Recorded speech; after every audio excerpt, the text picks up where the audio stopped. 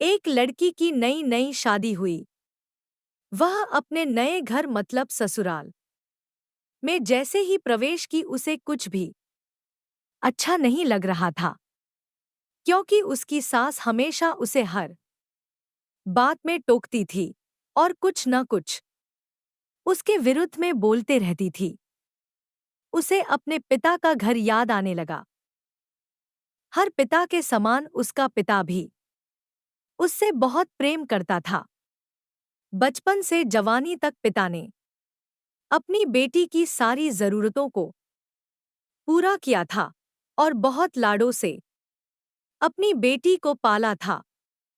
यह नई नवेली दुल्हन अपनी सास के इस रूखे व्यवहार के कारण परेशान हो गई और कई बार तो उसने अपनी सास को खरी खोटी सुना देती थी, जिसके कारण घर में बड़ी ही असमंजस की परिस्थिति हो गई।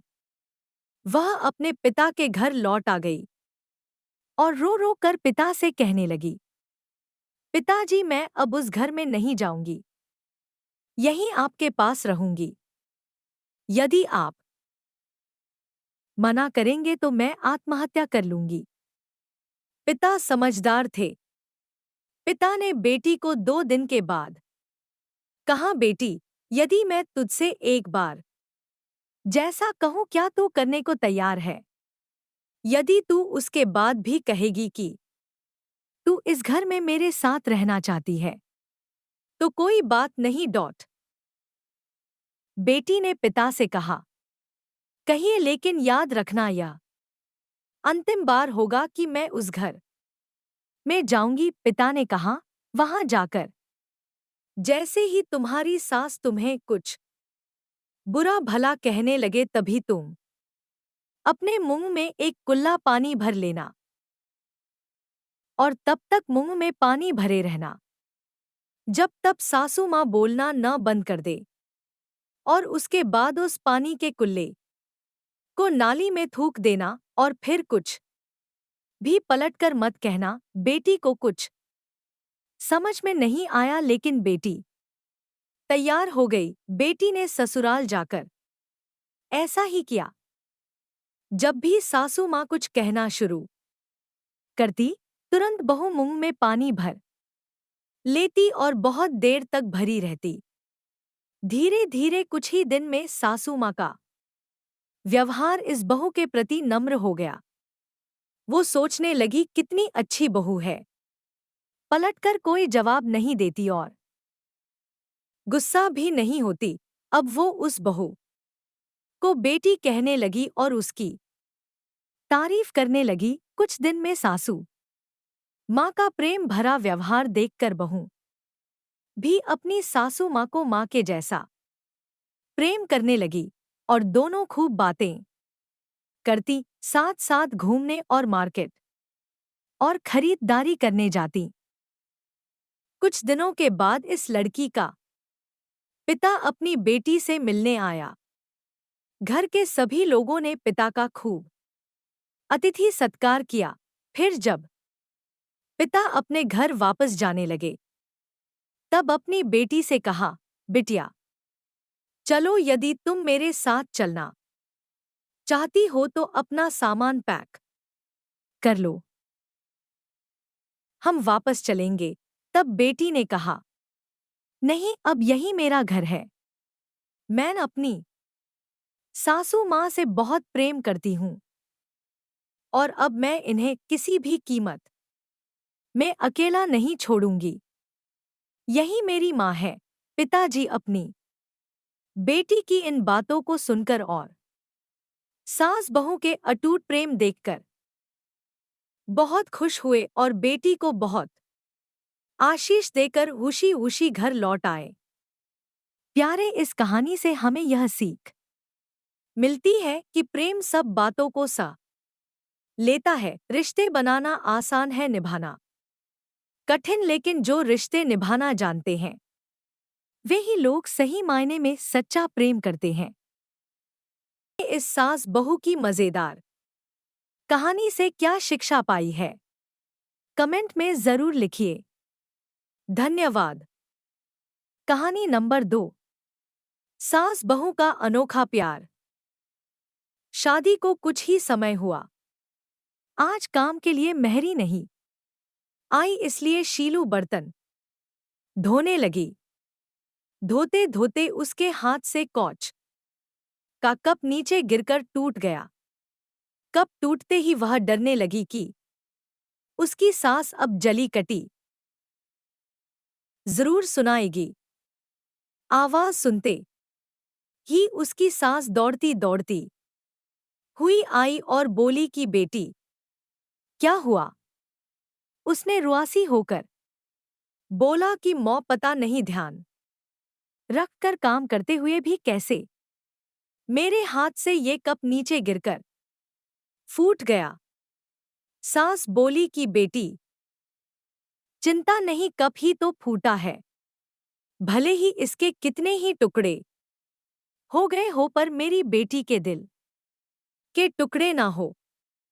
मेरी बहू से महंगा क्या ये कप है, और हो तुझे अभी ये सब करने की कहो जरूरत आ पड़ी, मेहंदी भी नहीं उतरी तेरे हाथों से। अभी तुम राज के साथ ज्यादा से ज्यादा वक्त बिताओ और एक दूसरे को समझो, तभी तो तुम दोनों की नींव मजबूत बनेगी। ज्योति, इधर आना, अपनी भाभी का ख्याल रख, अभी इस घर में नई आई है। शीलू, तुम मुझे अपनी मौं ही समझना, मुझे भी तुम्हारा दिल जीतना है। सास बनकर नहीं, मौं बनकर। शब्द क्या मानो अमृत के घूंट थे। देखते देखते शीलू की आंखों छल छला गई। वह सास के पैरों में गिर गई और बोली कि मैंने एक मौत छोड़ी है तो दूसरी नई माँ पाई है, बल्कि ये माँ तो पहले वाली माँ से भी ज्यादा ममता मेरे लिए रखती है। यदि घर में कप टूट जाता तो माँ भी दो बात कहे बिना नहीं रहती। रात को शीलू की जैसे नींद ही उड़ गई। रह रहकर शाम की घटना याद आ रही थी। सास के बारे में उसकी जो सोच थी, उससे विपरीत सास का व्यवहार पाया। उसका भी कसूर नहीं था ऐसा सोचना, क्योंकि उसने अधिकतर लोगों के मुंह से बुरी सास के बारे में ही सुना था और मालूम नहीं कब वह अतीत के पन्नों में चली गई। उसे याद आया कि कुछ साल पहले इकलौते भैया की नई नई शादी हुई थी। भाभी की हाथों से मेहंदी का रंग उतरने से पहले ही माँ ने भाभी पर घर के काम की पूरी जिम्मेदारी डाल दी और अपने ही नियम कानून के हिसाब से भाभी को चलने को विवश कर दी। माँ ने भाभी को घर में एडजस्ट होने में जरा भी वक्त नहीं दिया। भैया भाभी को बाहर ले जाते तो माँ का मुंह फूल जाता। वह बोलती रहती कि हर समय भाभी को साथ ले जाने की कहाँ जरूरत है। कभी भी भाभी को खुली हंसी हंसते नहीं देखा। समय के साथ भाभी ने सहना छोड़ दिया, फिर हर रोज घर में झगड़ा होने लगा। एक दिन भाभी के हाथ से कॉच का गिलास नीचे गिरकर टूट गया। माँ चिल्लाने लगी कि कितना कीमती गिलास फोड़ दिया। रोज रोज इतना माल खाती हो, उसकी शक्ति कहाँ गई? अपने मायके में गिलास फूटा होता तो मालूम चलता कोई भी काम ठीक से नहीं होता, ना जाने कहाँ ध्यान रहता। भाभी भी कड़क कर बोली कि हाँ, मैं तो बैठी बैठी खाती हूँ, आप तो खड़ी खड़ी खाती है। जब से आई हूँ तब से रोज दो चार जली कटी ना सुना दो, तब तक आपको चैन नहीं पड़ेगा। कभी मेरी माँ को तो कभी मेरे बाप को, हमेशा मेरे मायके वाले को कोसती रहती हो। दोनों तरफ से तीर बरसकर एक दूसरे को छलनी कर रहे थे।